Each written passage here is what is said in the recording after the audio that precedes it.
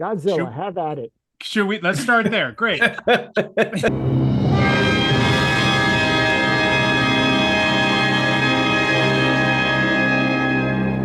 First time I heard about the project was in March of 1985, and I had a dinner with Tony Randall, who was the producer of the American version.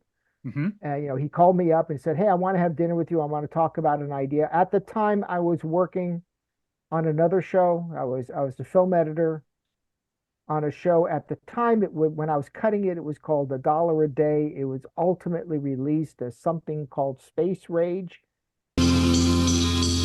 Breakout on Prison Planet.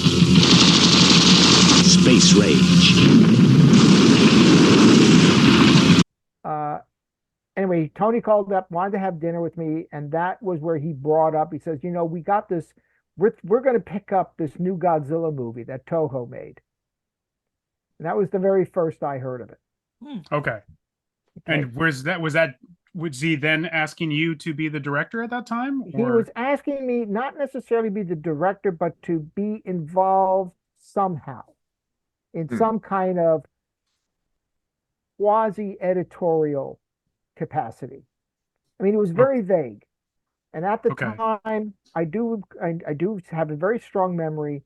I don't remember what restaurant we were at, but I do remember that he mentioned that it was going to have a tongue-in-cheek approach. That it was going to recut the movie and kind of take a more tongue-in-cheek approach to it, not as far blown as What's Up, Tiger Lily? Sure. But at the same time, not just a straight, dubbing job. That they were going to recut the film and they were going to try to incorporate American scenes into the film, like the original Godzilla, King of the Monsters. At that time, Raymond Burr was not involved. That no one was signed up at the time. But Tony, I remember, mentioned, it says we're thinking of approaching Leslie Nielsen. Okay. All right. So that supports the notion that this was a lighthearted, tongue-in-cheek kind of approach. Right. And then by the time I more officially got involved with it, which was in late June, very late June,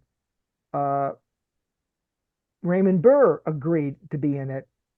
And then suddenly the whole complexion of the storyline changed and it became more straight. The approach became more straightforward and less tongue-in-cheek. Now, had you seen a script at that point, or? I didn't see a script until I came on board at the very end of June or early July. I can't remember what day I saw. I think it might have been actually July 1. But that was when I first saw a script.